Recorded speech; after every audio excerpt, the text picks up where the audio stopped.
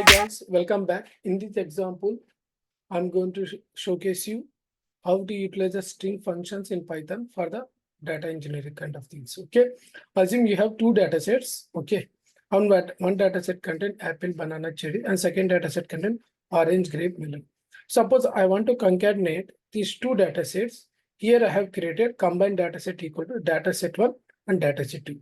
So we are concatenating two data set using the plus symbol or extend method also. So in Python, we can concatenate two ways. One is plus and extend method. So print combined dataset using plus method combined dataset. So now I'm executing this code. And this guys, and here I have not imported any external library. This is like native Python code for utilizing the string functions, guys. Okay. Now concatenation using extended method. Suppose I have created this variable and it is contain empty dataset.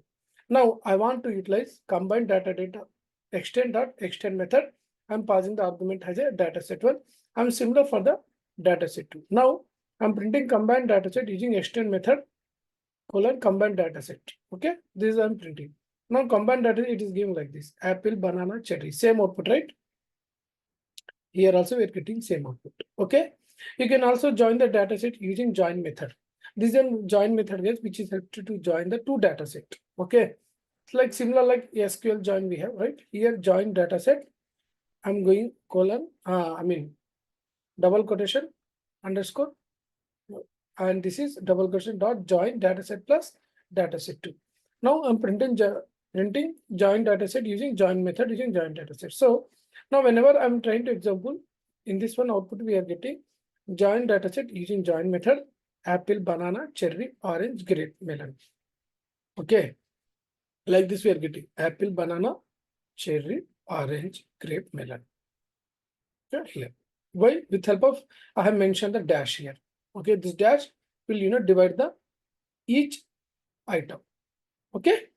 Now you can check if a string exists in a data set using in keyword. Okay. For example, we want to verify whether the item is existing or not. So with help of suppose does banana exist in data set 1? True, it will be.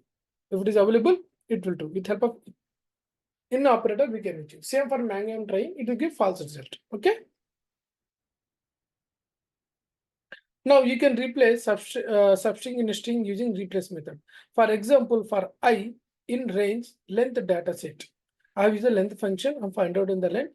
Now I'm trying the for loop. The loop will execute based on the data set item. For set 1, how many items are there?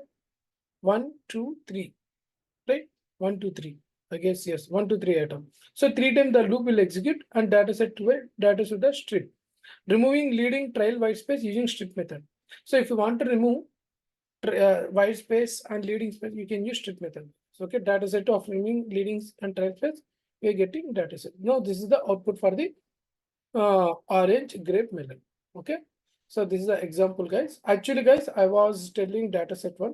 Actually, I have utilized for the data set 2 here. Okay, this is the data set. So this is the way mostly this kind of functions, string functions, especially on the data set we are using in Python, guys. When you want to implement some ETL logics, right? Transformation logic with help of Python, we can achieve. Okay, I hope you like this video, guys. Please subscribe my channel. I will try to upload whenever I have the free time, guys. Thank you.